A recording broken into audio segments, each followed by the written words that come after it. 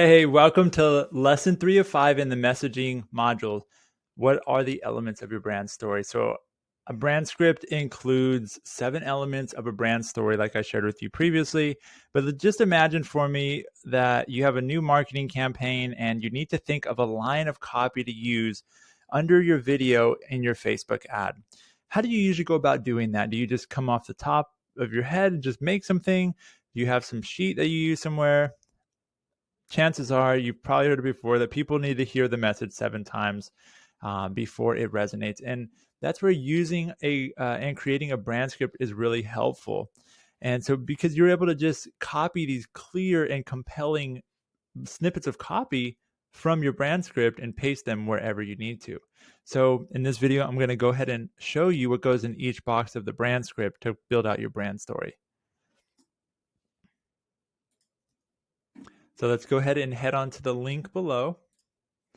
And in that link, you'll be able to see this tab. So it's the brand script tab. And inside of it, we're going to see character, problem, guide, plan, call to action, success, failure, which is basically all of these steps laid out. Inside of character, it's who they are and what they want. So that's why I laid the foundation with you in the first one, was talking about like, here's who they are, here's what they want, and understand some of those motivations so you can easily understand the character, because that's where I've seen a lot of people struggle whenever I'm walking them through this. And I've walked hundreds of e-commerce brands through this, and always when it's like, who do they want? It's like, we end up saying like females 18 to 65. And it's like, that's not specific enough. We want to get a little bit more specific so that it can inform and be more detailed for the next elements to come. What is their problem? There's 3 levels of this problem. There's the external, was the one that is that maybe they will say, or that is really obvious. They need a new pair of sandals. So the men's sandals example, we'll keep going with that. They need a new pair of sandals. Internal, they want to make sure that they don't look like women's sandals, because did you see that comment in the Amazon reviews? It said, are these women's sandals? That may be a fear that men have. They also want to make sure that they're broken in, because we don't want sandals that aren't broken in. They want them to be comfortable, but they want to be tough, so they don't want to have to say these aren't uncomfortable. So there may be a bunch of internal things going on there, and so they may want a manly looking sandal if we're talking about men's sandals. And so then philosophical is the way it should be. So if your customer could wave a magic wand, what would they want to happen? And that's what you put there. So comfy sandals should last forever. And so that may be something that you say. Or you should buy nice so you don't have to buy twice. Like whatever their kind of philosophical statement is, that's what you put there. So we have external, internal, and philosophical, and you would fill these 3 out. Then we go into the guide. And for each one of these cells, by the way, I usually set a timer for like 2 to 3 minutes and just put in first couple thoughts that are thrown out. And I have one person lead it, which is usually myself, and we go through it and knock it out that way. So the guide piece is really important. Remember, I said the main thing that StoryBrand helps you do is you become positioned as the guide, not the hero. So the guide is where your brand actually starts talking about itself. Notice up to here, it's been all about your customer. Now the guide is going to show empathy and authority. And so empathy is saying how we connect and we understand. That may be a founder story. That may be showing customer UGC testimonials, or just saying like blisters suck. We make sandals that kiss blisters goodbye. And so you're like, okay, you get me. And then authority is, and we have 30,000 reviews. If we're Birkenstock, we have 30,000 reviews to back that up. Or we have, our sandals are made, this is where you brag a little bit about your press, about the materials, about your specific process to making it, and how long you've been around. We've been making great sandals that last for hundreds of years. And then we talk about our plan. So the guide, which is your brand, gives the customer a plan to address their problem. And the plan is usually 3 steps. So I try to say, if you were invited into, if you were on an interview that was being shown to thousands of and millions of people around the world, and they said, okay, now where do we get these men's sandals? What would you say? This is where you would, step 1 is usually visit our website. Step 2 is do X, and step Y is do the next thing. And here's how your life's going to be better. So we may say, visit our website, sign up to get this is where the intro offer comes in. So sign up to get, $15 off your first pair of Birkenstocks, and, you know, uh, uh, kiss blisters goodbye. Step 3 would be like the after state. Kiss blisters goodbye. So with a sandal, or with a pair of sandals that'll last you for decades to come.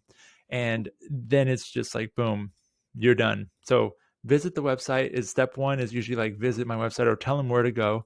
Step 2 is tell them what to do once they got there. Step 3 is create that after state in their mind and explain why is this going to be so beneficial for their life. Because then in 3 steps, that feels really easy and I know exactly what to do. Instead of the plan, like I'm on that interview and they say, where do we learn more? It's like, follow us on social media. Okay, you didn't tell me what your social handle is, and you did not tell me what to do once I follow you. And now you're subject to the algorithm serving your content to them, or even saying, sign up for email. It's like, I don't have a reason. So this is very specific, and that should make it easy to just copy and paste this. Even these 3 snippets, copy them in the Facebook ad and put that under your copy sometimes is great. Putting in the footer of your website, step 1, step 2, step 3 is like great. In the footer of your emails, that'd be amazing to put that there. So it just shows how your life can be transformed by just visiting a website. And now I have sandals that last me for decades. Then we're going to talk about the call to action. So we must call people to action. And that's where we're guiding our customer to take action. So direct is buy now. Transitional may be the offer that we have, the intro offer, or you may have a piece of content that says like, hey, sign up for email to get, or download or check out our free content. But you want to be able to do something where they have to take action. It's a little bit challenging on their end, but it's not such a heavy lift like only buy now, because maybe they're not ready to buy. What's a transitional call to action where we can get their email address and then keep in contact with them? And that for this brand would probably be the $15 off the sandals. Now we're going to talk about success and failure. Most brands will talk about success all day. They'll go in, about how great the product is, all of that. We want to talk about these after states of what's going to happen if somebody uses our product. But what most brands don't do is put something on the line. What happens if they fail? Now, going back to the Hunger Games example, remember we talked about Katniss? So either she's going to win the Hunger Games and District 12 rejoices, or she's going to die and District 12 is crushed. And if only District 12 was going to win and we knew it and it was a shoo-in, a lot of us wouldn't have watched. But because she was like, oh no, I'm going to, if I don't make it, like I've already had a lot of heartache in my life and now I'm going to fail for my whole district. Like that's what made us watch. And we want to make sure that we do like a 3-to-1 ratio of success, 3 points of success to 1 point of failure. But I do put 6 examples in here that you can put. And what I usually recommend doing is putting competitors. So if say we weren't Birkenstocks and Birkenstocks was a competitor, we would put Birkenstocks here.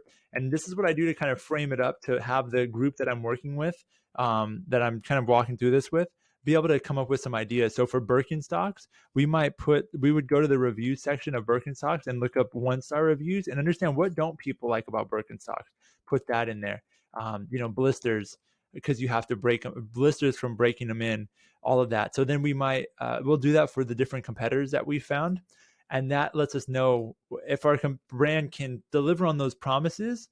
Like if you don't use our brand, here's what you're going to have. Here's what you're going to have happen if you go with one of the competitors. And we don't want to call them out by name, but we want to call out some of those things that happen if they don't go with our brand. And we may start out an ad with that. Tired of waste of feeling like it's a full-time job to break in your sandals? Try our sandals that last for decades, but you break in a day. Something like that. And it's like the ultimate men's sandal. And so that's how we kind of formulate this. And once you're done with this and you put in that 30 minutes, you have this now to just copy and paste and build out. And I'm going to show you in later videos about the 9 key email flows, but it makes building those flows out a breeze because you now have copy to pull from and snippets to use again and again. And remember, you have to hear the message 7 times at least. And if you're getting tired of it, chances are you're doing it right because you're saying the same thing so much that you're like, I feel like I'm repeating myself. But most people aren't listening to your message all the time. So they need to hear it again and again. And so I also put a section down here for ad ideas, just in case as you're doing this, you're like, oh, I have an idea for an ad. That'd be a cool idea for an ad. Always happens whenever I'm working, building one of these out. So I just wanted to make sure that you have that handy. I'll see you all in the next video.